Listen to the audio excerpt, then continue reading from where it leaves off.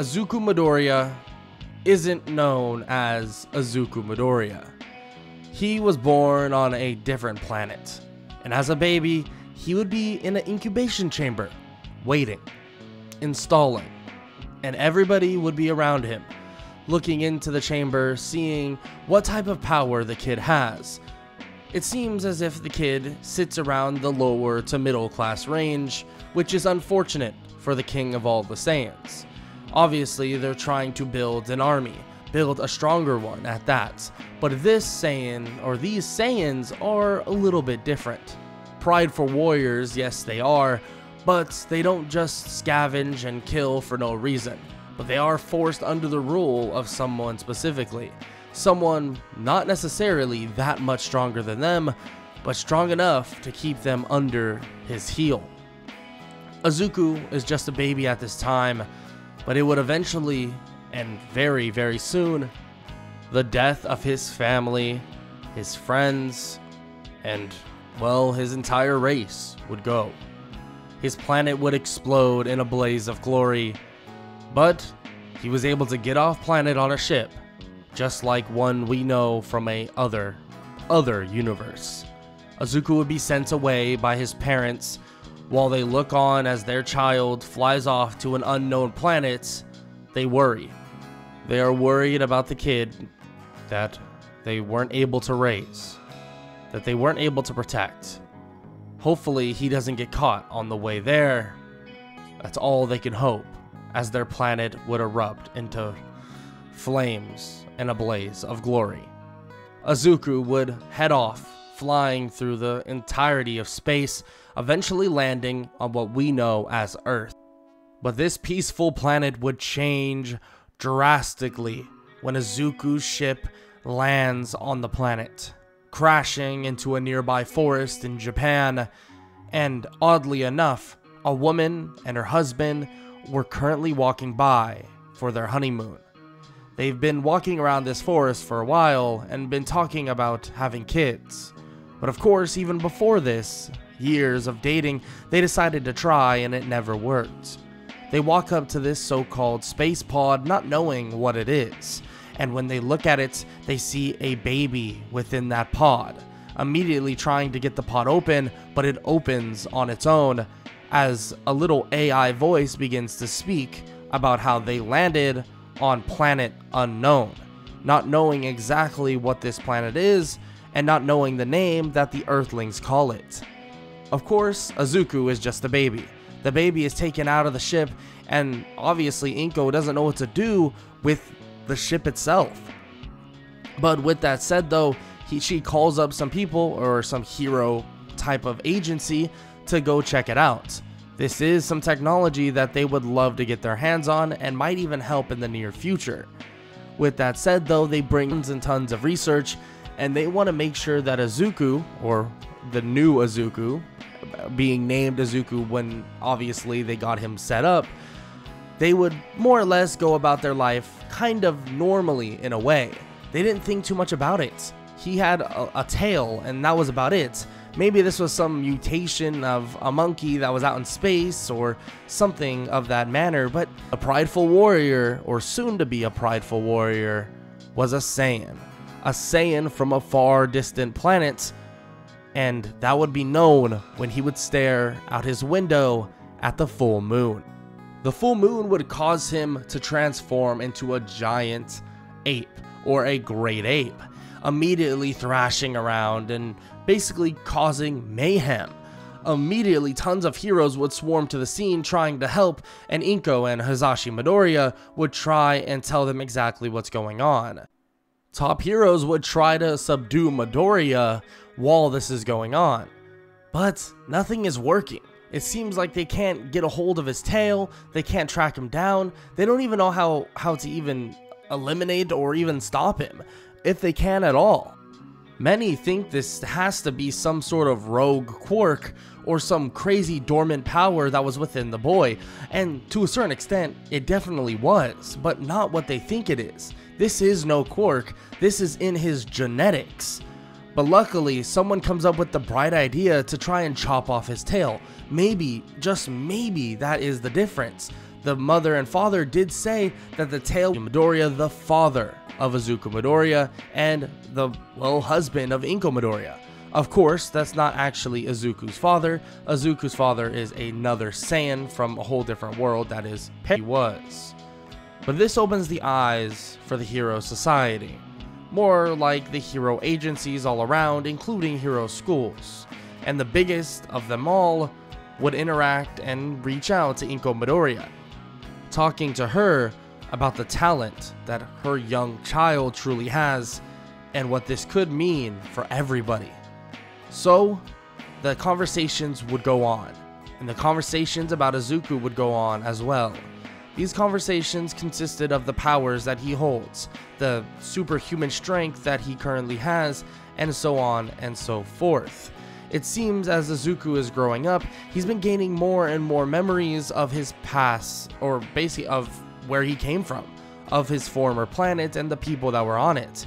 He does slightly remember some people and slightly remembers some things about the planet itself. But he doesn't exactly remember any crazy specifics, at least at the moment. But Inko would eventually allow Izuku to head off to UA High School. Yeah, this may seem extremely early, but they want to keep tabs on the young child, saying that they'll get him the education that he needs and basically have him go through the courses like normal, all of the younger courses, and then he'll obviously build his way up to high school just like every one of his other classmates. But they want to keep tabs on him, maybe even train him, be able to get a lot more out of him. As the training would continue on, Izuku would learn more and more about what and who he is. Of course, he doesn't know crazy amounts, but he starts really gaining more and more intelligence and also gaining more and more insight about where he came from throughout this time. He's now around 12 to maybe 13 years old, and he now remembers a good little bit about where he came from. A planet that is very, very different than the one they live on now. He even says that he felt like he weighed at least 10 times more than what he does at the moment. Everybody is confused, thinking that that's insane. How could you withstand 10 times the gravity of where they're standing now? That would mean that they would weigh 10 times the amount. People would be walking around at thousands of pounds. That's not possible. But what they don't understand, and what their technology hasn't picked up yet, and soon will, is that Izuku's genetics is built for this, is built to do exactly what he's saying. Izuku would then display being able to shoot ki blasts, fly, and do various other things like that, and everybody would be in complete and utter awe. How is he able to do these things? What's going on? He has no quirk, and obviously they don't know what his power is. It must be the race that he comes from. Him being a quote-unquote alien must give him these powers. Obviously, it's not that simple. Being a Saiyan himself is a prideful warrior race that is built for combat. But at the same time, it's not as simple as saying, oh, he's an alien and that's why he has those powers. Because, well, for what they don't know is that there are many, many, many more aliens out there that may or may not have powers just like Izuku himself. But Izuku would continue training on, as some scientists at UA and support heroes on top of that will begin to experiment. This experiment will allow them to take the technology of the spaceship that Izuku had and implement that into some sort of gravity-like chamber. But they're actually not able to make a big enough chamber for this. This would take insane amounts of resources, and yeah, they might have a lot of money, but they don't have the technology necessarily, at least the replication of the technology, to make a big room for it. So they decide on something. They're going to give Izuku something that may allow him to basically train at insane heights, giving him this weird exo type of suit, but it just expands around his body. It regulates the gravity, making him more or less heavier and heavier as they go. One times would be normal, but 2 times, 3 times, 4 times, 5 times, all the way to 10 times. And Izuku would eventually try it out, and he would struggle at every increment, but slowly but surely he could feel his body adjusting. More and more and more. Shota Aizawa, the one that's been training him, would obviously see this and would be in complete and utter awe at the fact that Izuku is able to develop like this under the stress of gravity. Now this is definitely something interesting. They continue to put Izuku under this sort of training over and over and over again. Of course, they give him breaks and stuff like that. They don't want to wear him out, but they can tell that Izuku is becoming extremely powerful, and throughout this time, he gains a heavy sense of pride from flat out fighting. He loves the thrill.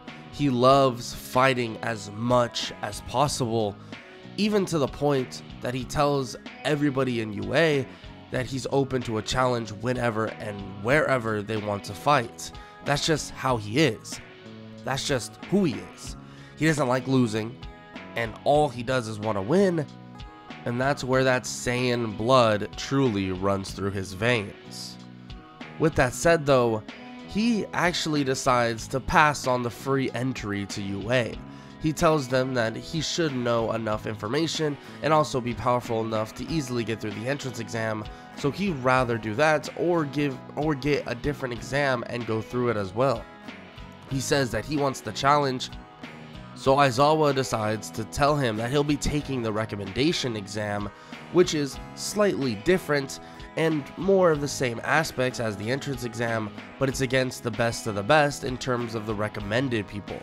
Izuku is excited to hear this, asking if he's going to have a challenge and be able to fight anybody, but unfortunately he's told that there is no fighting in that exam, at least between the students.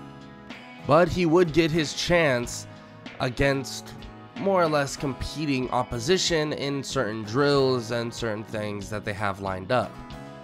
And a while would pass by, and it would be eventually time for the recommendation exam.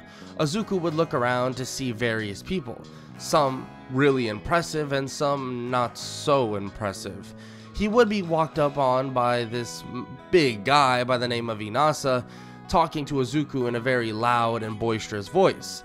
Izuku then clenches his fist and puts it in front of his face, telling him or asking Inasa if he's strong, and if one day if they can fight to see how strong he truly is. Of course, Izuku is psyched. He can feel the pressure of Inasa already. He can tell that he's been training hard, and he's been one of those people that have been training their entire life.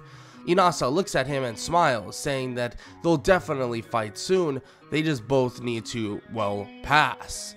And of course, that would be no problem at all. Unbeknownst to Izuku though, Inasa wouldn't be coming to UA, he would be going to a totally different school, and their fight unfortunately would have to wait far longer than Izuku would expect. Izuku would meet more and more people, even meeting the one by the name of Shoto Todoroki, the son of Endeavor. Izuku would be kind of annoyed by him. He would try to speak to him, asking for a fight eventually if they got into UA, and Todoroki would completely blow him off, basically acting like he didn't exist, talking basically as if he was talking down to Izuku, and Izuku did not like this at all. Let's just say these little tests that Izuku goes through in the recommendation exam will be a piece of cake. He obliterates every last one of them. The speed, the agility, the power, all of it comes in the package of Izuku.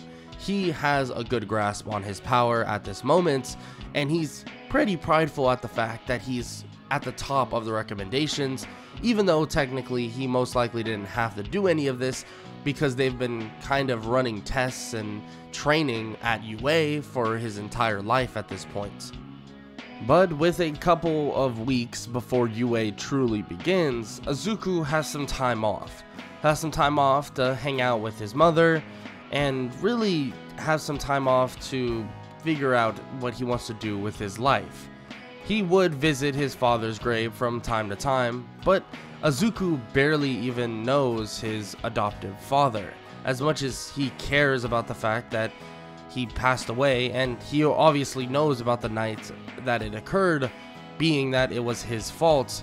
He knows to a certain extent that's kind of what he was raised and born to be. Now he's something else. Now he's raised and born to be, well, a hero. That's his goal. And he's been seeing heroes after heroes do this. They have people like All Might that are just all powerful and basically this symbol of hope and peace. People like Endeavor. Endeavor is pretty inspirational in itself, but he is a bit hot-headed. Izuku obviously would want a fight with Endeavor one day, and maybe even All Might if he got the chance, but he's not so sure that would ever really happen. A letter would then eventually come from Yue, and this would be a quote-unquote acceptance letter, but he already knew he was getting in, so when he opens it up, he didn't pay it much mind. He would open it up and a hologram would pop up, and he would hear a very familiar voice. It was All Might. All Might says that he is here and introducing the brand new member to the UA High School, Izuku Midoriya. All Might says that he's been definitely watching Izuku as he's been training throughout his years at UA. He's definitely impressed. Whatever power the young man holds is extremely powerful, and he has insane amounts of potential. He'll soon have the chance to truly show off what he has when he gets into UA. He understands that he's eager. The young man is extremely eager, especially because the sparring sessions are so limited with what heroes he can truly fight against. But once they get into UA, all of that does not matter anymore. The fights that Izuku wants are the fights that Izuku will get. He'll be able to spar whoever he wants, and the training will be as amazing as he can think. Everything will fall into place for him, and he'll have a really good time doing it, and All Might assures him of this. And he even says that more and more powerful heroes will come along for him to fight, and that is a promise. All Might would then turn off his hologram, and that would be Izuku's acceptance into UA High School. Izuku becomes even more thrilled, excited, wanting for another challenge. So after some time would pass and eventually UA, the first day of UA would begin, he would enter Class 1A through the giant door ahead of him. When he walks in, he immediately sees two people arguing over and over and over again. Katsuki Bakugo, someone that is familiar to Izuku, but not necessarily friends with Izuku, is right there.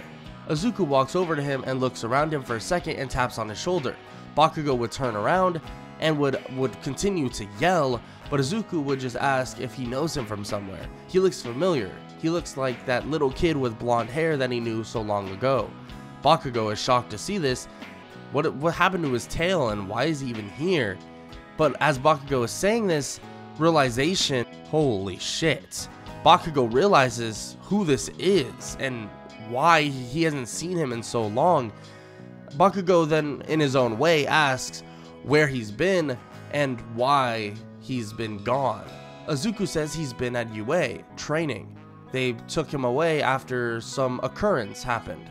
There's nothing to really be concerned about, but that is something that occurred, and now he's, well, in a position to be a strong hero, and that's all really he needs to know. Izuku would walk away, and then while he's walking away, tells Bakugo that maybe one day they can fight to see who's truly the stronger one. He sits down, and Bakugo takes this as a challenge, of course, but to Izuku, he knows that he outclasses Bakugo by a mile, at least at this point. He's not sure exactly how Bakugo's quirk would work fully, but in terms of pure strength, Izuku would outclass him by a mile. As they wait there, eventually the whole class would stumble in, and Aizawa would walk in as well. Aizawa would talk to everybody about what's going to occur and how they are not going to orientation, that they already get enough people clamoring about how amazing they are, so they're going to be taking a bit of a test, a bit of a challenge. Izuku would basically have to hold himself in his seat because he's excited for the challenge. He knows Aizawa can present extremely hard and difficult challenges, especially even fighting.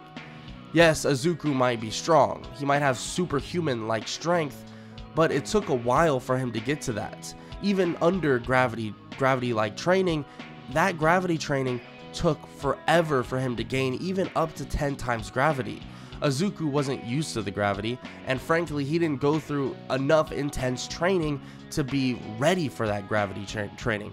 So it took him the entirety of the time there, or from the time they got it until the time he goes to actually UA, to get used to it. So yes, he's extremely strong, but at the same time, in terms of technique and stuff like that, he is a little bit flawed. So all of these challenges that Aizawa will present, Izuku loves to see them, because this gives him another hurdle to jump over to become stronger.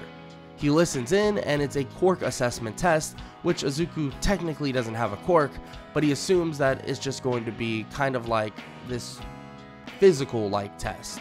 They would all head out, get changed into PE uniforms, and Izuku would wait on the sign for Aizawa. Aizawa would then call up the person that got first in the UA entrance exam, which was Katsuki Bakugo. Bakugo walks up, and Izuku is shocked to see this, thinking that maybe he underestimated Bakugo, maybe he's actually extremely powerful. Number 1 in the UA entrance exam, and he got number 1 in the UA recommendation exam. This must mean that he's strong, and he wants a fight. Well, he'll have to hold off on that, so he'll just have to compete in the quirk assessments. Izuku would watch as Bakugo would launch a ball as far as possible. Watching as Aizawa would observe Bakugo do this, Aizawa would then look at his little radar and see how far the ball went. Seeing the ball went almost 1,000 meters, sitting around 900 or so meters, he's pretty impressed, telling him that he did pretty good, that we'll have to see how everyone else does as well. Bakugo walks away, and immediately Izuku is called up next. Izuku would grab the ball and lean backwards as he chucks it as hard as possible, and the radar begins to say 5,000 meters and climbing, getting all the way up to about 6,500. Izuku launched it with all his power, especially after seeing how Bakugo did it, and he wanted to make sure that he put his stamp on this so-called little quirk assessment. He wants to make sure that everyone knows that he's going to be at the top of the class, and he's going to be at the top of everything. That he's going to be on the road to being the #1 hero and the top hero in the entire world, not just Japan. Izuku, in technicality, doesn't even have a quirk, in which they do kind of hide that a little bit, saying that he has some sort of strength enhancement quirk, but also energy manipulation as well. It's a combination of both of them. They can't just tell everybody that he's some sort of, well, alien. That's not how it works. But Bakugo would reveal that he was that monkey ape thing that was destroying a city all those years ago when they were younger. And immediately Aizawa looks at him and grabs him with his scarf, asking how he came to that conclusion. And Bakugo explains how he did, but of course, that doesn't matter necessarily to Izuku. Izuku knows that he couldn't control that power. Whatever that power was something that more or less slipped out of his hands. He couldn't do anything about it, and he was just a kid. In which everyone is kind of shocked to hear this, and a little bit scared. He was that giant ape? I mean, what if he does that again? And immediately Aizawa is about to say something, but Izuku tells them that if they're scared of him from that little incident, puts his hands in his pockets as he lines back up, and everybody tries to talk back, but Aizawa says he's right, that Izuku was just a kid when that happened. If they're terrified of him back then, they'll be scared of him now. And if you're scared of a student at UA that is potentially becoming a hero, you have no reason to be fighting villains. Aizawa being mad at this remark, especially at the fact that, well, they're terrified of one of their students, he makes it clear that whoever gets last place will be expelled, and if anybody doesn't try their hardest and thinks they can coast to the middle area, let's just say they'll be expelled with them. Immediately, everybody's basically on their toes, ready to go 100%, and that's exactly what they do, going 100% the entire time to make sure that they get the highest score possible. Izuku easily gets at the top of the class, Second place is Todoroki, and the next is Bakugo. Bakugo extremely frustrated at the fact that he actually slipped down the list a little bit, especially with Izuku more or less being as cocky as ever. But at the same time, it's not cockiness, it's just him being straight up prideful about it. Izuku knows his strengths, he knows his weaknesses, and he knows how strong he can be. So he focuses on that to become the strongest he possibly can be. Aizawa would then eventually expel the person that would get last, which was actually Mineta. Mineta would get last, but he would be brought back the next day, and he would explain that it's just a way for him to get them in the right mindset so that they can truly try their absolute hardest. That next day at UA though, everything would change. Their first actual training would begin. Heroes versus villains, a training that would more or less simulate what's going to be out in the field and what they're going to have to deal with on a daily basis, and everybody in the classroom would wait, but Aizawa would say that he's actually not their teacher for the day. They're all confused. Well then, who's their teacher? Immediately, the door would swing open and a loud and giant "I am here" would come through the door. All Might is going to be their teacher for this time around. All Might is going to teach them how to be true heroes.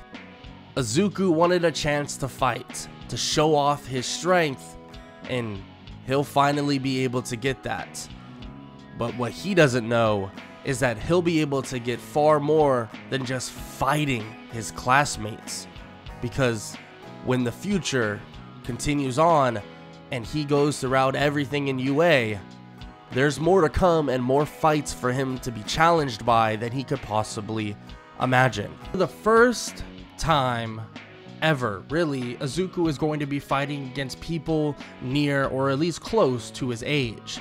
In a heroes versus villains training, All Might begins to speak with all of them about what's going to occur.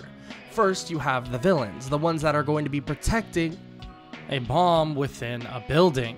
And of course, the heroes are trying to seize that bomb. With one hand or one touch of the bomb, the villains will then lose. So All Might explains this in a little bit better detail and then begins to section off who will go up next. Starting off with the hero team, it's Izuku and Ochako Uraraka, and the villain team is Katsuki Bakugo and Tenya Ida. This can be seen for Izuku as a chance to truly see what Bakugo got or has, and frankly he'll see exactly what he has in store in terms of just physical prowess and also his quirk.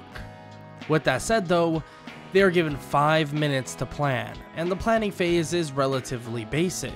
Izuku brings up the fact that he's just going to go in there and beat them up, Ochako questioning if they should at least figure something else out. Izuku tells her that he could win immediately if he so chooses, but that's not what he wants. They could just fly up there and see where the bomb is, and then touch the bomb. That means they would just automatically win, but he doesn't want to do that. He wants a fight. That's the whole point, or only reason really that he's here, and the only way he can truly get stronger. In which Ochako is confused by, what does he mean by that? A training alone gets you stronger, working on your quirk, whatever, but Izuku says that it's not that simple for him. 5 minutes would then pass and they would blow through the door. Izuku would go flying toward the staircase as Bakugo is blasting down the staircase as well. Immediately they would clash and Izuku would land a punch clean to Bakugo's face, sending him back down all the way to the ground floor of the building. He would then follow it up with a kick to the face, and Bakugo would try to keep up with him. But it seems like even Izuku is outpacing him by a lot. Izuku has been training in 10 times gravity, a gravity that would, if it allows him to basically get stronger, it basically allows him to get faster, and he's sort of advantage, but he can feel his body extremely in pain. Izuku has won this fight. He capture tapes Bakugo and it's already over. He begins to run up the stairs to catch up with Ochako Uraraka, and eventually he would actually end up right below where the bomb currently is. Izuku would shoot a ki blast straight upwards, creating a small hole beneath Tenya Ida, forcing him down under. He falls to the ground as Ochako grabs the bomb, and it's deemed that the heroes have won. Izuku, using a little bit of brains to actually fight, he is pretty intelligent in terms of combat prowess, but he does love the thrill of just fighting. He knew Tenya Ida wasn't going to give him that, so he decided he would make this quick. But with that over, All Might announces that they won. They would head back and All Might would explain exactly what they did really good, what they did wrong, and so on and so forth. Izuku not doing that much wrong, but his little ki blast stunt was a little bit dangerous, we could say. Of course, if he messed up even slightly, the bomb could have detonated and exploded the whole building, and let's just say that's not the best result you want, but luckily it didn't happen. And the bomb was in completely safe distance, and also the bomb wasn't technically an actual bomb. In terms of the Bakugo and Tenya Ida side, they get it, they hear exactly what they did wrong and what they could have done right, but it's nothing that not much to be ashamed of, you could say. And Izuku hears the criticism and takes it to heart, especially from All Might himself. This is somebody that Izuku looks up to, someone that Izuku wants basically to be like, at least be as strong as, even stronger. Izuku thanks him for the advice, and everyone heads off to Recovery Girl just in case if they need to be patched up a little bit more. Bakugo, on the other hand, would begin to question Izuku like crazy, where he's come from and basically what he is exactly. He knows that he was that giant ape, that monkey, and he had to have been. He's too familiar, his strength is too familiar, and it just makes sense. Izuku does have a stub of a tail that used to be there, but that tail is no longer there. The stub is barely in sight. You could really barely see it even if you looked extremely close. But Bakugo has his suspicions, saying that he'll uncover whatever is going on soon, but Izuku doesn't really mind. He doesn't really care at all. Of course, Yue wants to keep this a secret because he's, well, an alien, and the whole giant ape incident just was a whole thing about he totally had a quirk that allowed him to do such a thing, but it got toned down. We all know this not to be true. Izuku is from a warrior race, a prideful warrior race at that, called the Saiyans, from a planet really, really far away, and he was sent here as a baby. But that's not what anybody exactly knows. Izuku would continue on with whatever he needs to, and the end of the day would eventually arrive after everyone was done with their training. And the next day obviously would arrive, and Izuku of course stays at UA, continuing getting ready and training himself throughout the free time that he has. Frankly, Izuku, all he wants to do is train. And all the homework he gets, it's kind of a bummer for him, because he doesn't want to sit there and write and read. Izuku just wants to fight. Luckily, he'll be getting more and more fights as they come, but right now, that's what he's going to have to do. Aizawa is pretty hard on him about it as well, being a father figure for Izuku. Aizawa would tell him all the time that without the studies, he will never be able to fight. It's really that simple. He needs to be able to get through school, be intelligent, and then he'll be able to have as many fights with insanely powerful villains all he wants, and on top of that, he can protect people all around. Izuku thinks that this is sort of a win-lose, but Aizawa convinces him that it's more of a win-win. Once he becomes a hero, he won't only be just fighting people that are strong, he'll actually be making money for his mother, for himself, and all of that. Izuku hears this and thinks this is great. Maybe it is a win-win. But of course, Izuku is, I'll be honest, a little bit more simple-minded on that regard, and he's easy to convince, even though he is pretty smart in general, but not in that regard necessarily. After the day would then pass, Izuku would go to class the next day, obviously. That next day would be a brand new day of, well, training. That's exactly what he wants, and he hears that it's something called rescue training. Thinking that this would actually should be pretty fun, he hears about where they're going, being that of the USJ. Someone, a pro hero in fact, actually runs the USJ and does all the facility work around there. So Izuku is excited to see what's going on because he never got to go out there and check out the USJ for himself. Eventually, buses would finally arrive and they would head over. Izuku would just sit there staring at the ground, more or less thinking in his head, but what he doesn't understand is that this is known as image training. Izuku is actually in his own mind currently, fighting a version of himself, just sparring. To him, it seems as if he's just trying out new moves or trying out new martial arts in terms of, well, fighting, but actually this is a form of image training for him, but this isn't too major of a big deal. But Izuku just kind of blocks out everything around him so he doesn't hear the conversation going on. Everyone is talking about the strong quirks that everyone has. We have Todoroki's half and half and Bakugo's explosions, but they say that Izuku has to be the strongest. Yes, it's just brute strength, or at least that's what all they think they know. But come on, there's some techniques that Izuku has shown, like the ability of flights, and also the ability to literally shoot these blasts out of his hands that would easily make him the strongest. Bakugo says that just can't be true. I mean, he wasn't actually gifted with proper powers, saying that these are not quirks, these are just him.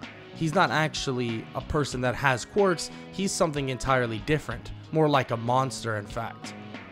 Of course, Izuku would then eventually wake up out of this image training, not really knowing what even was talked about.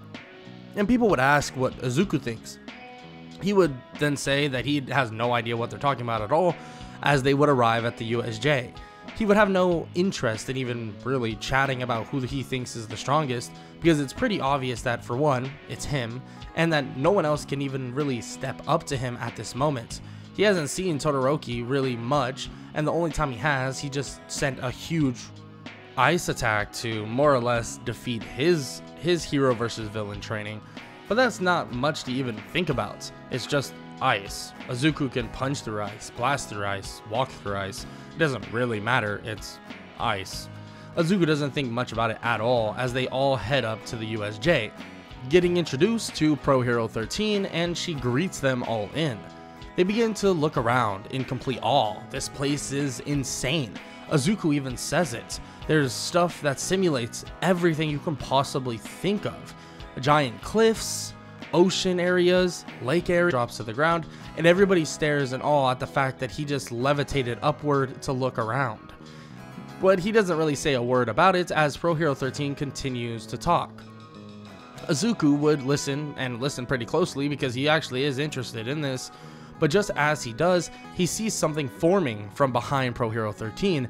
It's pretty far away, more or less by a fountain of some sorts, but those are actual villains. Aizawa jumps into action, and Izuku watches in awe as Eraserhead begins to basically beat on a ton of these villains. He's impressed. Even without the genetics of a Saiyan, Aizawa is able to keep up easily. Imagine if Aizawa was a Saiyan?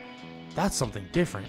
Izuku kind of shakes his head and basically goes back into normal, and into the normal view of what's going on. Ignoring the orders, blasts off toward Aizawa as he's able to clear out a ton of the villains in one swoop.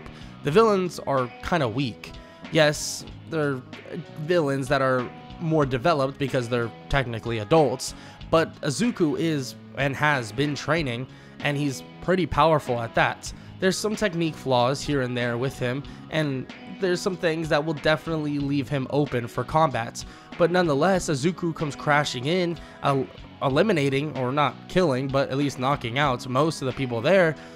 And Aizawa looks at him in complete shock, thinking that Izuku has really gotten extremely powerful. Probably on the level of most pro heroes, maybe even as strong as the top 20s. Izuku continues to help Aizawa as they clear out the rest of the lower level villains, as all of the other students are split up and they have to deal for themselves. Aizawa tells him that he should get out now, that he should help his classmates. That yes, Aizawa is happy that he's helping him, but he doesn't need the help as badly as them. But Izuku turns to hear large and loud footsteps, and he sees a monster of a being. This odd looking creature. It looks like a bird, but at the same time it's muscular, just like All Might. Izuku's shocked and looks at Aizawa. You sure you don't need help? That thing's creepy.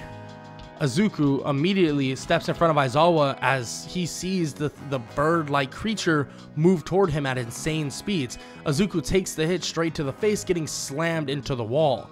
He kind of flinches and is kind of hurt by this. The first time he's ever been kind of hurt. He hasn't been hurt really ever. The only time that he was really hurt was when he got his tail cut off, and it more or less slammed him into the ground so hard that he was injured like crazy. And he was young, but after all that training and all the stuff he's done, that's the first time he's felt pain in a long time. Aizawa looks at him and goes to try to help, but he sees the Nomu charging toward Aizawa, going to land a punch to his stomach, but Izuku then is in front of Aizawa once again and lands a punch to the Nomu's face. It makes the Nomu kind of lean sideways a bit, but it doesn't really flinch. It just stands back up and it's completely fine. Izuku lands another punch, another and another, and little movements are made by the Nomu, but it seems as if it's absorbing most of the blows that Izuku's doing. Izuku smirks and full speed flying drop kicks at the Nomu as it slides back about 10 feet. Izuku sees that this thing must have some sort of shock absorption, and he smiles, saying that let's see how much he can actually handle. He puts out both hands and begins to spam Ki Blast. Ki Blasts begin to hit the Nomu like crazy, and he can feel the impacts even on his own hands. Cloud of dust begins to appear as well. The Ki Blasts are making insane amounts of rubble right beneath the ground. Aizawa tells him to calm down, and Izuku says that the thing isn't dead and it's not even hurt. Izuku makes it clear that he's shooting for a reason, and he would have stopped if he knew that the monster was already down, but he can tell that the Ki Blasts alone aren't going to do it. Just as he says this, he realizes that the monster is in front of him, grabbing both of his arms, and he slams him to the ground, breaking or at least fracturing one of his legs and hurting both of his wrists extremely bad. Izuku is able to fly away slightly, but he's kind of hobbled and limping. Izuku tells Aizawa that they should get out of there. Anybody, they need to do something. He blasts open the door that is right there, obviously guarded by villains, to give them more room if they need to run out of it. But Aizawa himself says that leaving is not necessarily an option at the moment, that this will probably come down to them surviving long enough until they get help. Izuku shakes his head and asks where the hell All Might is.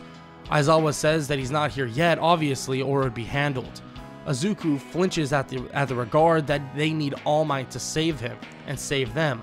The pride within Izuku begins to show once again as he puts his foot down, the same one that is partially fractured and the same leg that is partially fractured. He puts it down with no fear, putting weight on it. He can feel the cracking, the burning, and all of the hurt within it, and he smirks slightly, saying that a Saiyan gets stronger when pain is inflicted, and a Saiyan gets stronger after recovery, especially one that's near death. He charges forward without any idea if he's going to win. On top of that, he has no fear of death. He slams his proper leg, or his leg that's not completely hurt, into Nomu's face as it gets dropped to the ground. It seems like the punches that Izuku is now landing are far stronger than ones he was before. He can feel his rage, his Saiyan rage powering up, making him extremely powerful, or at least stronger than ever. He can feel as the rage is boiling over. Every last punch he throws is as if it's with a purpose. The purpose of a Saiyan, like a raging Ozaru. Izuku's power begins to climb as he lands blow after blow after blow. The Nomu, though, isn't dying. It's not taking damage, and this is frustrating Izuku even more. Yeah, he's throwing it to the ground, throwing it to the wall, but it doesn't even matter. Just as he turns, though, a portal would open up as he goes for another kick. Sliding himself through it, he actually sees the arm of someone pass him just barely. Out of instincts himself, Izuku was able to dodge, and he grabs onto the arm and slams the guy on the ground. But that same guy was Shigaraki. Shigaraki grabs him slightly on the arm as he decays part of his arm, and Izuku breaks Shigaraki's arm off of him, and he's able to jump back. But the arm that Shigaraki grabbed is slightly decayed, and Izuku is grabbing it and hurts extremely bad. Izuku looks at Aizawa one more time as Aizawa nods, as if it's confirmation that someone has just arrived. All Might comes storming in with a loud, "I am here," smashing into the Nomu, and All Might tells Izuku that if he's up for it, they need to finish this quick and fast. Izuku smirks one last time as he charges forward, slamming his foot into the face of the Nomu as All Might follows up with a punch. During this, Izuku can feel the power coursing through him. He feels something he's never felt before. The one night that he grew into a giant, a great ape itself, he felt power that he'd never felt before, but rage that was so uncontrollable that he could have killed all the people he loved. At the same time, Izuku felt this rage boiling over, as if the tail itself was bringing out this primal version of himself. Earth has tamed Izuku, has made him nicer, has made him maybe better, but he was born from a warrior race, the Saiyans. The Saiyans are prideful warriors that will do anything in the heat of battle to make sure they win. Will make sure that no matter what, they will get the victory and conquer. Yes, the people that they were back at his planet were actually half-decent people. They would do things for relatively good reasons. But even though that is true, in the bloodlines of the Saiyans, pumping through his veins is something different. His hair begins to change slightly, poofing up just a little bit as his eyes change from that green color to this yellowish light color. His aura would explode out of nowhere, and it's as if his power would increase tenfold. He would land another punch to the Nomu, but this punch would send his hand almost through the Nomu entirely. Izuku would pull it out and then punch him right in the head as it obliterated part of his head. All Might saw this as an opening, landing punches in bunches on his own, sending the Nomu flying. As Izuku feels this rage going through him, he calms down slightly, but then passes out. Izuku has unlocked a power of the mighty Ozaru, but in his humanoid form, in his form that isn't in a giant ape form, the Akari form, a form that is extremely powerful, giving a 10 times multiplier to his strength. But the only problem is he hasn't controlled it. He was able to more or less pull that form out. How does this stuff happen? Izuku, thinking about all of this while basically knocked out cold in Recovery Girl's office, he sees a being in front of him though. Just as he's thinking about this, he sees a being that looks different. A massive person. Someone maybe even 7 foot tall. Bulky, extremely powerful, but at the same time, with a peaceful nature. He looks closely at him. His hair spikes up and the Akari form shows just like it did on him.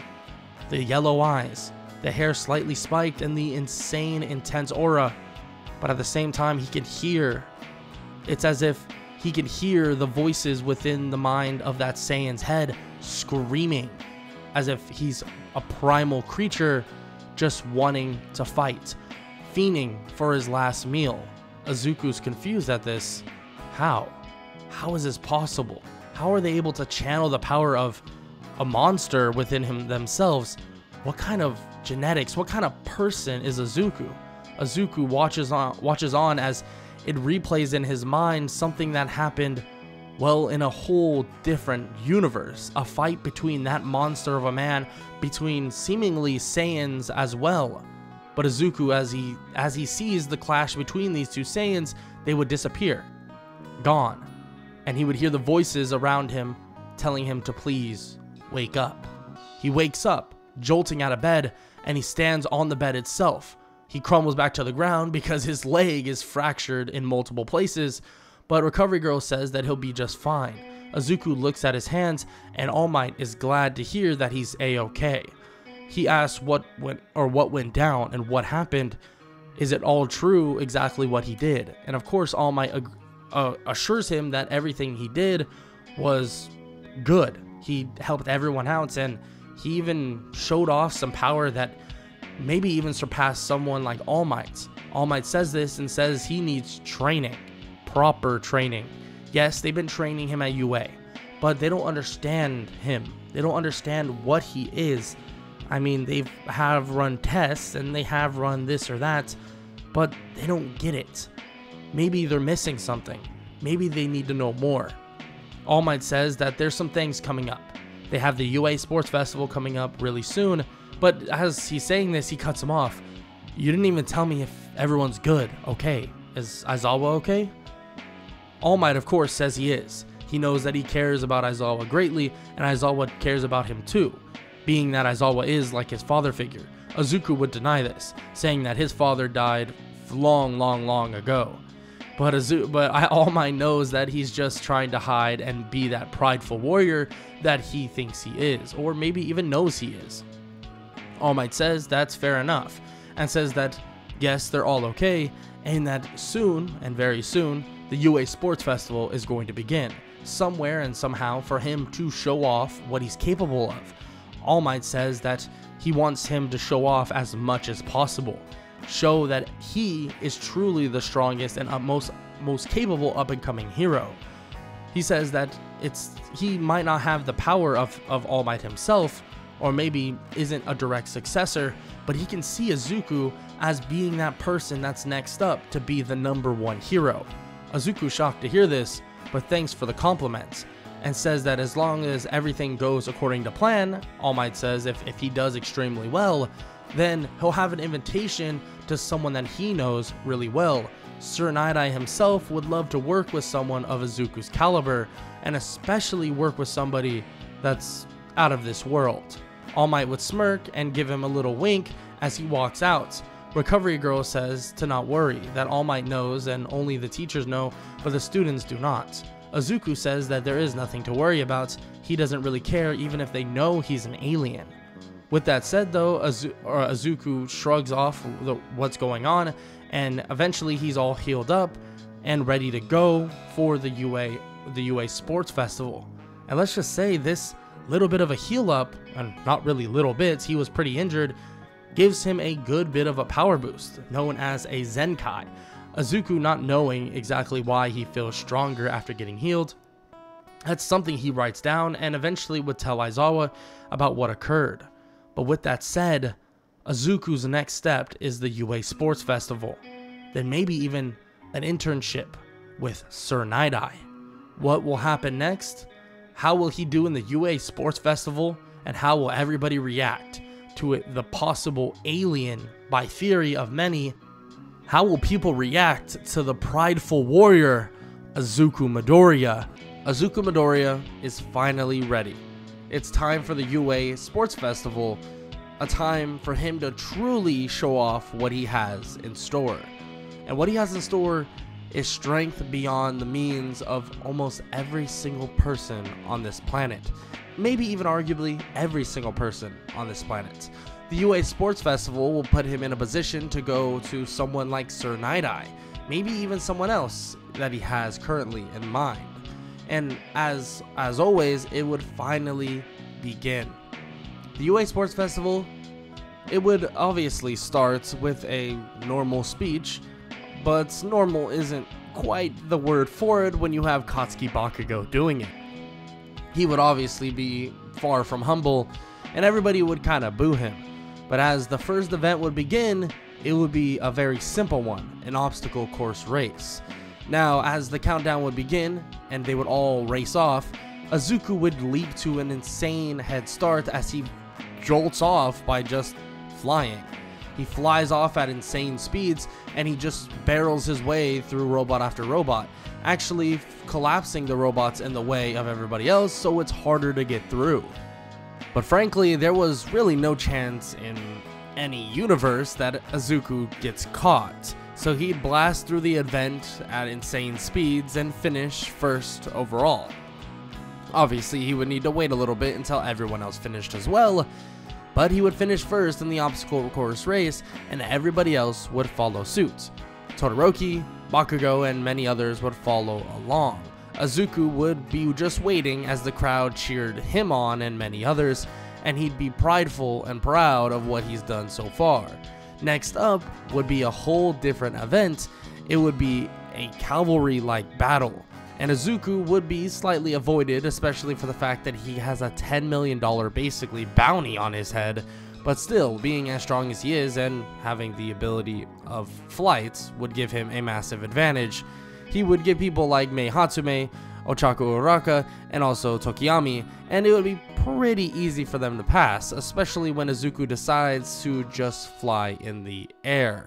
He would fly in the air, and Dark Shadow will even help them defend, making things extremely simple. Izuku would be a little bit too lax though, especially because they win with relative ease. The cavalry battle may have finished up with, like I said, ease, but Izuku would let his guard down. The prideful warrior that he is, he feels that he'll be able to breeze past everybody with ease. He'd be able to breeze past anybody and everybody no matter what. So when his first 1 versus 1 fight comes up, he makes a crucial error. He would walk up to the stage to see someone from the general studies, believing that he must be nothing. How the hell is he in general studies but somehow made it here? There's no way he's worth much at all. He begins to just walk toward the boy by the name of Shinso, and Shinso begins to compliment Izuku, saying that he's really great. He's amazing. How great can he truly be? How is it possible for him to be so, well, awesome? Izuku would then respond, and in a matter of seconds, his body would freeze up, tense up, and he wouldn't be able to move. Izuku would felt as if he was in a cloud of nothing, a dark cloud of nothing. He would be looking around, but he can see through his own eyes still, but it was as if he's watching it on a TV screen. Izuku would look around, wondering why his body is turning around and walking toward the out of bounds. He'd get mad, frustrated, looking around the area, looking for a way out. He would begin to even shoot ki blasts in his own mind, but obviously this wouldn't be truly happening. He'd be erupting in anger. How could he let something like this happen? How could he let someone like this beat him?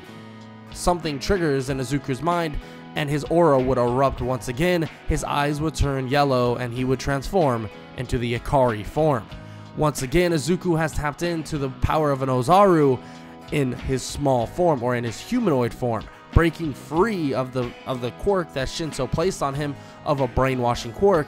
But in pure anger, Izuku would land a punch to Shinso's jaw so hard it shatters it, slamming him into the wall, leaving him completely unconscious.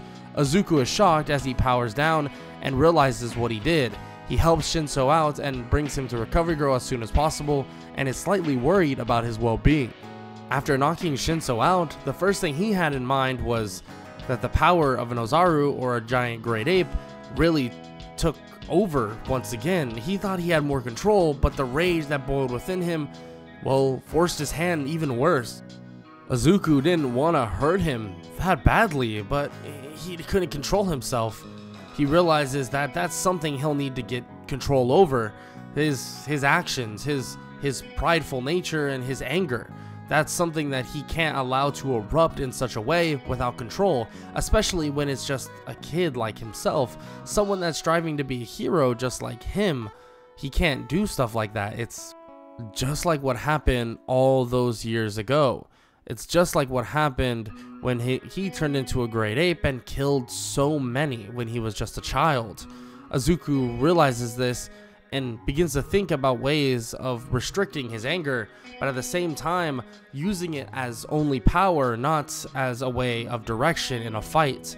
Nonetheless, he continues on with his winning streak. Of course, he would bring the best out of someone like Todoroki, showing him that he needs to use his flames to even keep up. But let's be honest, Izuku will blaze past the competition, including Bakugo at the very end. It's not even a close contest. Izuku wanted to look dominant, but at the same time, he needed to restrict himself to the point where he wasn't going to hurt people. Izuku realized this and took this to heart throughout the rest of the time. So he took on whatever challenger he possibly could, but he swiftly defeated them without extremely injuring them.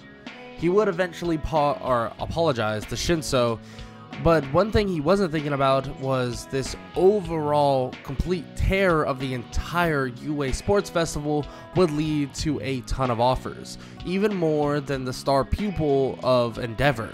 Obviously, Izuku would see all of these, but he'd be searching for two. One would be, of course, the one that he was competing for in a way. That was by Sir Night-Eye. But there was another person that he's been looking for, and that he spots. Someone that has the itch to fight, and somebody that would spar with him as much as possible, and that's Mirko, the rabbit hero. One of the fastest climbing heroes in all of Japan, but also one of the smartest and, well, most tacticianist in terms of fighting.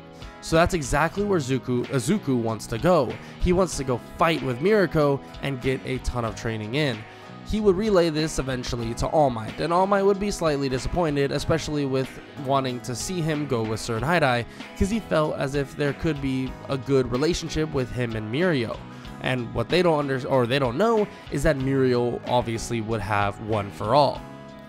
Izuku would apologize to him, of course, over and over again, being that Izuku is a huge fan of All Might. I mean, he's always been, but All Might understands. All Might understands that he needs to make his own decisions, and he needs to go the path and routes he believes would be best for him, and that would be Mirko. After a couple of days of waiting, Izuku would eventually get picked up by a car driving off to Mirko's agency. When he would arrive, he was awaited on by Mirko herself. Mirko would greet him in and give him a bit of a tour, but then tell him that they will be doing a ton of sparring. She knows exactly what he is, who he is, and the type of fighter he is. She wants to see where he is in terms of power, technique, and more. Izuku obliges, saying that that's all he wants to do is fight. So luckily, he'll get just that. The entire time they were sparring, they begin to learn more techniques, and Izuku even tries to teach her how to use ki. Of course, he barely even knows how to use ki. It's kind of just built within the bloodline, but he tries to teach her, and she does get a small grasp on the idea, but not exactly how to use it. Izuku is not the best teacher, but of course, her being probably a quick learner, it would lead her to learning some sort of way of using it or utilizing it, leading to her being extensively stronger than you could possibly imagine compared to Kanon. Izuku would get stronger as well, but ironically enough, Mirko would probably get stronger than him from this encounter. After about 4 days though, some somber news would eventually arrive. Izuku and Mirko wouldn't actually head to Hosu City and wouldn't head anywhere else, but they would hear of extremely injured Tenya Ida on the Bridge of Death. This would definitely somber the news, or somber the mood, and Izuku would obviously be sent back to UA prematurely. But he would speak with Mirko about joining her agency once again, especially sometime soon, and that's the hope, at least for now. But there are far more creatures out there, and also people out there that are extremely powerful. Izuku is built from a Saiyan, or a prideful warrior race called the Saiyans. Who says there aren't other beings out there as well? Maybe him and Mirko, yes, they're fighting and they're growing stronger. Who says that there aren't stronger beings already? Izuku's been training for that specifically, and of course he wants a good fight, but what's going to happen when another being even crashes down? But he doesn't really have to worry about that for now. What he has to worry about is all the villains and people that he needs to fight here. And he would obviously get that chance soon when Aizawa greets them all into the class. Aizawa would bring them all in and explain what's going to happen in the next couple days or so. They're going to have a test for a final exam, and after the written portion of it, they will have a practical portion. Some think that it's just going to be robots all over again, but Izuku, especially being a student of Aizawa for a lot longer than everybody else, knows that there's no way Aizawa would allow them to go against robots once again. This would be a good thought for Izuku, thinking that maybe he'll go against somebody extremely powerful, extremely strong. But he'll have to wait and study hard before that even occurs. He'd begin to hit the books, get smart, and hopefully pass this written exam, which would be the hardest portion for him. But you'd be kind of wrong when he would think that this would be the hardest portion, especially when he goes to the practical. The practical exam would pin him up against one of the teachers. The teachers would include people like Aizawa, Vlad King, and many more. But the person that Izuku gets matched up with is someone a bit unexpected in terms of the people there. All Might was not off limits, and that's who Izuku is going to go against. But he won't have a partner in this race. He'll have a one-on-one fight with All Might. Izuku's happy, really happy about this. I mean, it's Izuku, and he's extremely prideful, and all he wants to do is have a one-on-one fight with the strongest people. So this is going to give him a chance to do so. He saw how strong All Might was when he fought the Nomu, so he must be strong, must be powerful. So Izuku wants to show that and wants to prove that. He wants to show that he's stronger than the #1 hero and strong enough to take on any challenge. The fight with Izuku versus All Might would happen after everyone would fall in line and finish up their own fights. And this would be as if it was some sort of main event. Izuku would wait on the gates, waiting for the match to start. Nezu would begin and tell them to all start, and Izuku would go charging forward. All Might would throw extremely hard punches toward Izuku as if they were shockwaves. But then Izuku would notice something, and not realizing is All Might had it on, he would stop in his tracks and not move, telling him to take off the weights or he's not going to fight. Immediately everyone's shocked to hear this, and Izuku says that he'll just blast them off himself. He blasts off the so-called weights and the restrictions, and All Might asks if he's sure about this. Izuku says yes as he comes in at insane speeds and tries to land a punch. His punch is grabbed and All Might slams him on the ground. Immediately Izuku smiles, and All Might thinks that he must be insane. Why is he smiling after getting hit that hard?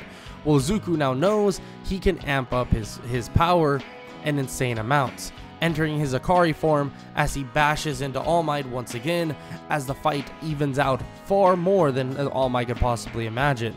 But it's not even. Izuku is holding back, even still. He begins to ramp it up even more, landing insane blows to All Might, eventually landing on his wound, the wound right on his, ribcage. This would lead to him wincing in pain, leaving an opening for Izuku to more or less knock All Might out with relative ease. Izuku using Ki and the power of being a Saiyan and all the benefits it has so far, it wouldn't even be a close fight necessarily. Of course, he was raised on this planet, and he'd be far weaker, now than he would before if he wasn't raised on a planet like this. But the fight with All Might has shown Izuku that he really can let loose and be stronger than he can possibly imagine. Someone like All Might can't even keep up. Yeah, he's injured from a long time ago, but still, could he keep up with someone like a prime All Might? Luckily enough, he won't be able to know that. He has no clue, but still, it's something to think about. Izuku would just want to look for a challenge, something on the near horizon. Well, he'll have to wait on that, but luckily Aizawa says that they'll be going out for some training at a forest lodge. This forest lodge will allow them to work on their quirks and work on their strength overall. Of course, everyone is shocked, thinking that Izuku shouldn't even have to go. I mean, he's already so powerful. But Izuku disagrees, saying that all he wants is strength, and all he wants to get is more powerful. So if this is a chance for him to get stronger, then he's going to take it. Aizawa would then interject and say that he actually has a different plan for Izuku. Something, a little bit more on the nose for his own personality. Izuku asks what the plan is, and he says that he'll be staying here. He has some, pro heroes that would love to train with him and get better and stronger alongside him. There's something that he should definitely do, especially after the training he had with Mirko. Aizawa would later on explain more and more, learning of the training that Mirko went through and the power that Mirko currently holds at this moment. She's a technical human, obviously, but with a quirk hybrid, being that she has the quirks or the strength of some sort of rabbit, being that she has extremely powerful kicks and now punches. The combination of Ki on top of that has allowed her to accelerate her strength tenfold. It has allowed her to become so much stronger in such a short amount of time. Izuku himself, obviously, needs to be able to train others in this way. He needs to learn more about his power and more about what's going on. because maybe even soon, it will be needed. And surprisingly enough, it really would be. After some time would pass, Izuku's class, or Class 1A, would head off to the forest training camp. They would do their own thing, getting ready for what's ahead for them, and Izuku would do his own thing, teaching Mirko more and more of what he knows so far about what his power is, but also teaching many others about the use of ki, the use of energy within the one's body, because this is going to be needed far sooner than you can possibly imagine. All for One is one hell of a problem. Overhaul is as well. Shigaraki, the League of Villains, is on the rise. But not only that, they're not the only threats that are out there, not the only threats that can truly come. Well, what's to come soon is a powerful being from space itself. A powerful being that would feel ungodly in a way. Izuku would soon face down the monster that destroyed his planet, the monster that exterminated his own race. He may not know very much about it. He may know only glimpses of what occurred back on his planet. But soon, he'll meet the person that truly was responsible. The Emperor of the Universe is upon them and is headed in the direction of the space pod that landed 16 years ago. Izuku may not be ready, and the Earth may not be ready for this either. But it might lead to everybody needing to band together to stop this universal, or at least solar system-esque threat. How will they handle this, and how will they shut it down? Or if they can at all, will they be able to? Well, you'll have to find out in What If Deku Was a Saiyan, the finale. Izuku Midoriya decides, or well, the people of UA decide that he won't be going to the forest training camp with them. He's actually headed off to be with some pro heroes. In fact, a deal would be conjured up, and he would be told that he'll be training with some pro heroes for the reason that Izuku has a power, an underlying power, that many others do not have. And by many others, they mean nobody has. Izuku has a power known as ki, something within one's body that can amplify powers by a large degree. Izuku can scale his powers using ki and more or less channel this ki into certain blasts that can destroy mountains, even countries in fact, if he powered up enough.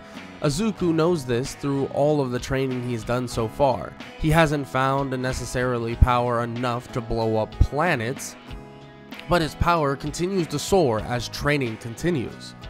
After people have seen, and heroes have seen, the power that Mirko gained with training with Izuku, they decided that he'd have a little bit of a meeting with the hero agency, or a hero council that would more or less tell him that if he teaches a number of heroes exactly how to use this so-called ki, that he would be granted a provisional hero license far sooner than his classmates.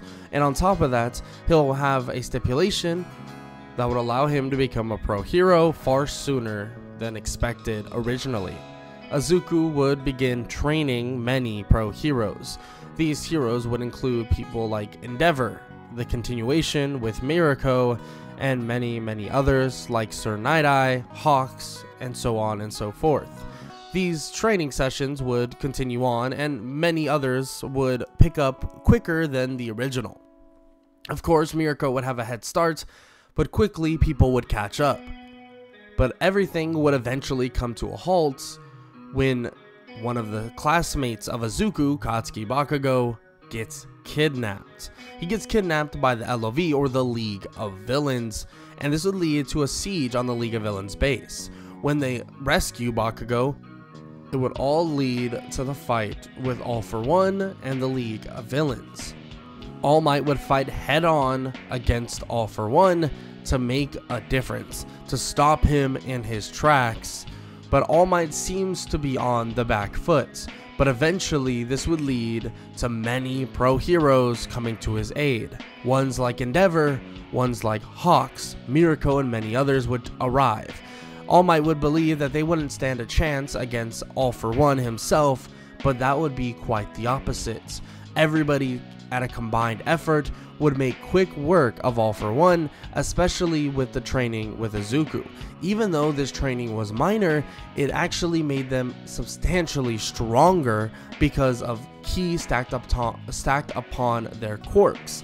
Especially with people like Endeavor being able to channel ki would just make his flames stronger than ever and make his fighting prowess even better as well.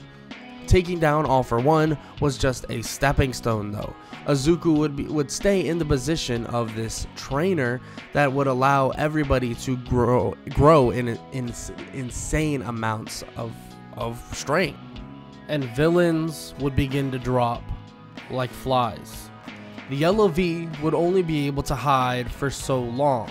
Heroes would hunt them down, put them away, and everything would start to change. Life in Hero Society would exponentially get different, exponentially change, and accelerate. Izuku started all of this. The boy that came from the heavens itself, it seemed, from space, and crashed down. The boy that turned into a giant great ape and began to destroy cities alike. But that boy, that same kid, began to change Hero Society for the better. All For One was stuck in prison and wasn't getting out. The LOV was behind bars with him, and many others continued to pile on, eventually leading to Hero Society, or the Heroes of Japan, finding the last bit of Nomus that were left over by All For One, and everything that the League of Villains stood for began to collapse. On top of that, Night Eye began his search for overhaul. It was time for a literal overhaul of society itself, and since they took down the League of Villains and All For One swiftly as they did, they began to believe that they could do the same for overhaul. And after they found the info and intel about where Overhaul currently is, the sweep began. Overhaul and everything that Overhaul stood for began to collapse as well. The save of Eri, a young girl that was being used, tortured, and used for her quirk, amazing quirk at that, to change society, was halted. Izuku seemed happy in all of this, seemed happy that all the villains were getting shut down because of him, because of the hard work that the heroes were currently putting in, because of, well, the things that he knew and grew up knowing when he was just a kid. A Saiyan, a prideful warrior from his home planet, Izuku came barreling down. But like I said before, there are beings out there and nearby that many do not understand. There are beings out there that many are terrified of.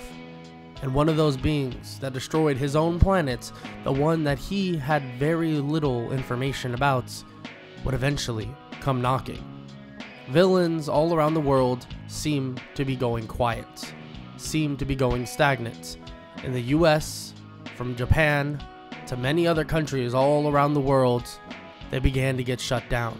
The strongest heroes, and even the weakest ones, seemed to accelerate the process of their strength. And more, as these heroes grew, the strength between all of them combined would accelerate. Every villain, every last one of them, would fall. All because of the prideful warrior Izuku Midoriya. But when ships, and giant ships at that, began landing on the planets, well, they thought they could handle what was to come. But what they didn't realize is they were messing and barking up the wrong tree, and confidence would get a lot of them killed. This army would arrive, an army of proportions that nobody would realize how strong they really were. The foot soldiers themselves wouldn't be extremely powerful, but their technology would be nothing to bat an eye at. Their technology itself would keep them in the game, and as the other stronger warriors that are in this giant squadron would show up, even the strongest heroes of planet Earth would begin falling. Izuku would be the only one that could truly stand up, and the ones that were currently in Japan that knew the most about manipulating ki. Izuku and many other heroes in Japan would lay siege and try and stop this alien invasion. But after they get through the foot soldiers and some of the higher ranked soldiers within the army, the true test would come. Some being, a short being with small horns, would walk out and jump in a small little pod-like technology, floating toward the heroes of Earth. This being would begin to speak, telling all of them that this planet is for them to take over, to sell, and to do whatever they want with. And if they want to live, well, that's all up to them. That's if they want to join his army, join the true force of this universe. The Emperor himself has arrived.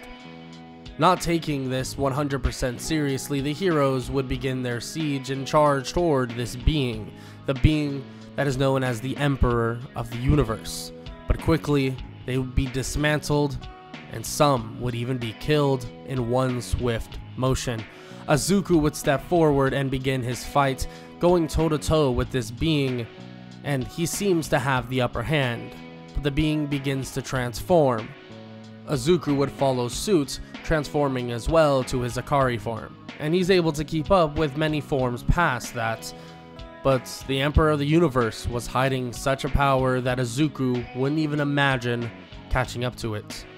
A young kid, only 16 years old, there was no way he would have enough time to overcome power like this. Even when Izuku would be pushed to a whole nother level, rage itself would boil over and his hair would spike up. Things in his whole body and mind would change, sharpen, anger, pride would flow through his body, and an eruption of power would course through his veins. It didn't even matter. The sky would clear, and his aura would look like the blazing sun. But even that stood no chance against the Emperor of the Universe. The Emperor would look at Izuku, asking if he's part of that one race, the race of so-called warriors called something monkeys, maybe the Saiyans of some sorts. And Izuku would be shocked to hear this, and an evil, sharp laugh would course through the entire planet, as the Emperor would tell him that unfortunately, maybe back then, this Saiyan that stands in front of him would have had a chance. But he realized something when he took down these so-called Saiyans, that their will to protect, their will to change everything and make sure that everything stayed in the protection of themselves, planets alike, was something that was terrifying to him. Something he could admit to the boy that stands in front of him. Back then, this boy would have beaten him badly. But learning from one's mistakes is something an emperor must do, and something he did. Just as the emperor says this, he reveals his true nature. Some mutant-like creature born of an Arcosian race, name Frieza. Frieza is different, far different than the one you could possibly imagine in any universe. But in this one, he realized something. That keeping up is not what he wanted to do. Staying on top is what he wanted, and training gave him that.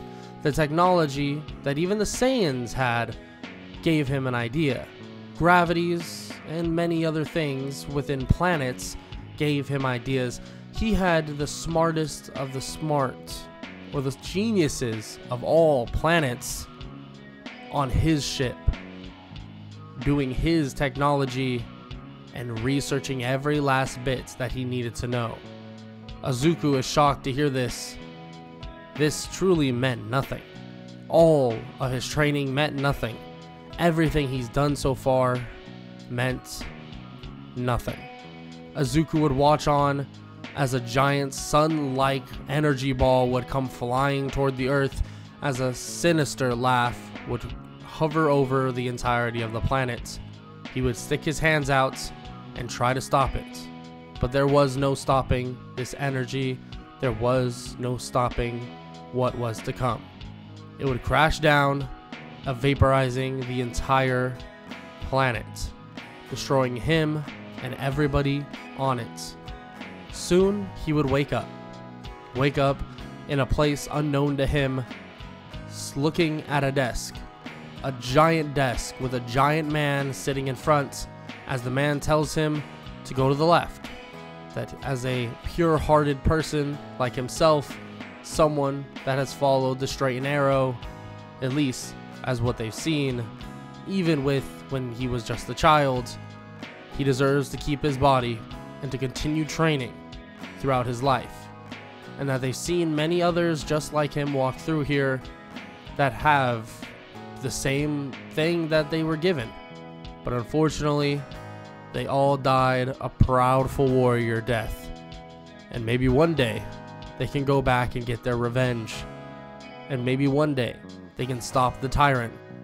But for now, all they could do was live here and live in heaven and not worry about anything in the true overworld or life itself.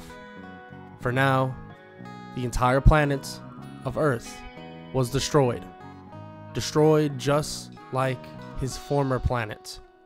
Izuku brought along something that they were not ready for, that they could not control.